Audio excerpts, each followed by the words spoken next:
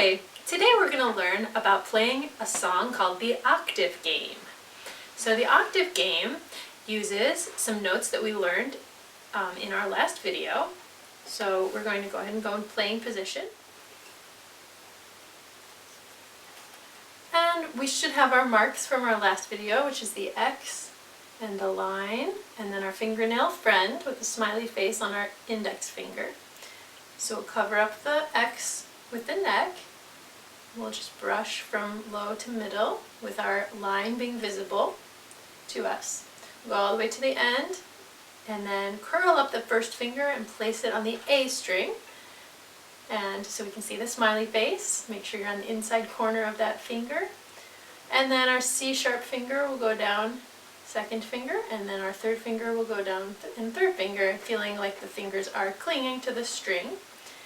And with third finger down, we have the note D. If you remember from last time, open A is no fingers, B is the next letter, and that's 1. C sharp is the next letter, and that's 2 fingers, and D is our third finger. So that note, D, should sound like that. I think I'll go ahead and play up that partial scale there so you can hear it and match. So you hear the A, then place your 1, slide it around to match that. C sharp is 2, and then D. Alright, good. Making sure, let's review that your arm is straight all the way from your hand to your elbow, and that your thumb, tap your thumb to get rid of any extra tension, and make sure it's lined up between your 1 and your 2 or across from your 1, whichever is more comfortable for you. We can also swing our elbow a little bit and make sure that we have the ability to move that. Now that gives us 2 different Ds that we know. We know this D we're just playing. We also know the open D string. When we learned our open strings, we learned that that's the third string over from the top string. So we have open D, open meaning no fingers on it, and then we have the other D here. And they sound similar. One is much higher than the other, so the higher one we're going to call high D. If you notice though, they both have a similar pitch. So the reason that they have a similar pitch is that they have the same letter name. If you've ever looked at a piano keyboard, you will find a D and then another D in a different place, about a foot away, and then another D, and then another D. So there's many different Ds, and those are all 1 octave apart from each other. This is an example of those 2 Ds, two notes that are an octave apart. Okay, so they do sound similar, and you can kind of see by listening carefully whether they match each other or whether they don't match each other. So if your 3 is exactly where it should be, it's going to match to some degree the open string. So you can tell if it's out of tune. Let's move our 3, sort of slide it down a little bit in a place where it's not supposed to go, and we'll listen to the open D first and then the 3 where it doesn't belong.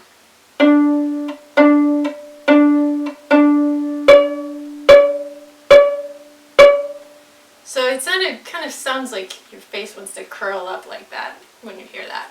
So I know that that is not where my third finger goes because it's kind of not going to match the octave. Okay, I'm going to move my finger well above the tape or beyond where I think it goes, and we'll listen to that.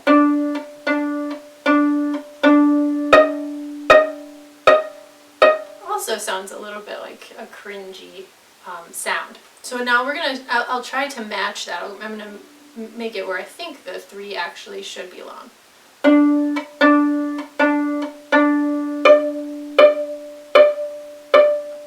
Very close, and I think if I was really careful and specific, I would want to slide it as I play. So let's try, I would probably move it a little bit closer to where I think it goes. I'm going to try one more. So as I was playing those 4 third fingers, I was sliding my finger a little bit until it sounded like it actually matched. So you can try that. I think I like where it is now. And so that is how we match our octave. Yeah, that sounds like it really matches. Now we can try this going up over one string. So I'd like to move all three of our fingers up to the E string. Okay, so it sounds like this: open E, 1, 2, high 2, and then 3. Okay, so I moved my fingers over to the E string, and I'm having 3 fingers down on it. And then I have my open A string is now the one to the left of that string where I have my 3 fingers. So I have my E string with 3, and I have my open A string. And if you can guess what note 3 fingers on E is, if you were thinking it's high A, you're actually very correct.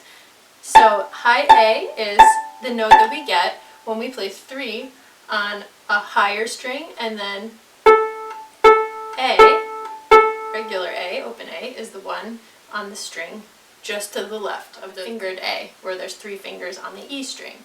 So there's an octave whenever you play 3 on a string and the next open string to the left. So that is going to be our A octave. So let's just play 2 of each. We'll kind of alternate. We do 2 open A's and 2 high A's. Ready, play.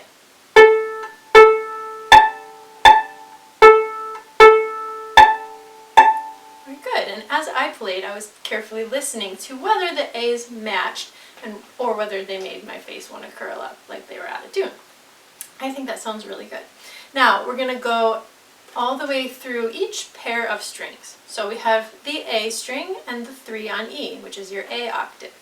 Let's move to the left 1 string, going back to where we were. So now we have open D and 3 on A, which is high D. So let's play 2 of each of those, and alternating a couple times. 2 open Ds first. Ready, play. D, D, 3 on A. Alright, and I was adjusting, sort of carefully moving, sliding my finger up and down, my third finger until I had a match. Now let's move our fingers to the left 1 more pair of strings. So we're going to do G and 3rd finger on the D string, which is high G. Okay, let's check that octave. Start with open G twice and then 3 on D.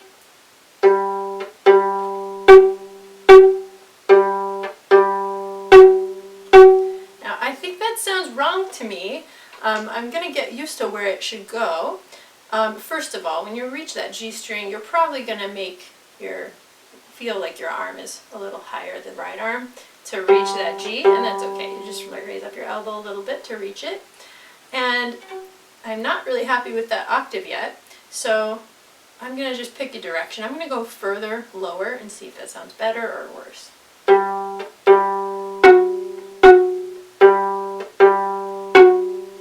Okay, know that that's wrong. That sounds wrong. So now I'm going to try sliding it, and I'll just do once on each until I feel that they are matching. So.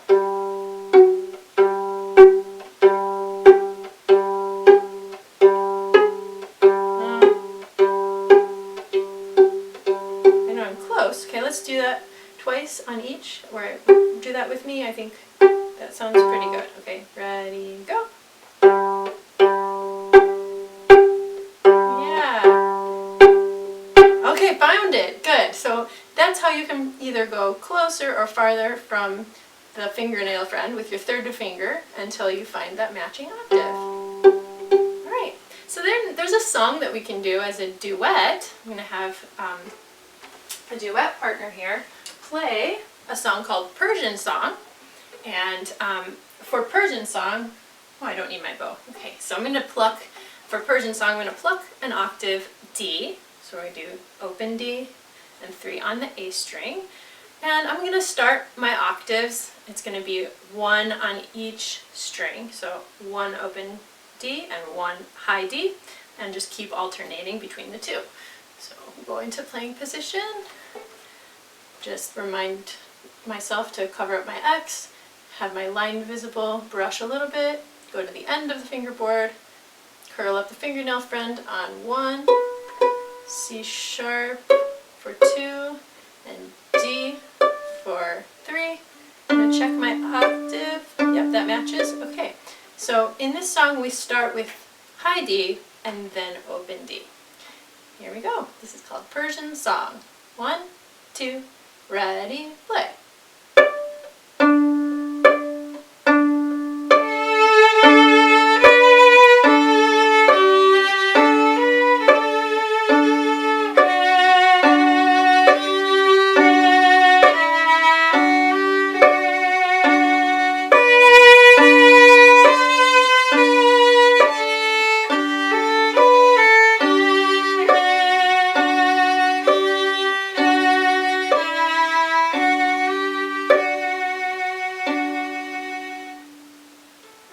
I love that song, and it's such a good one for matching our octave and hearing if we're in tune with the high D and the open D.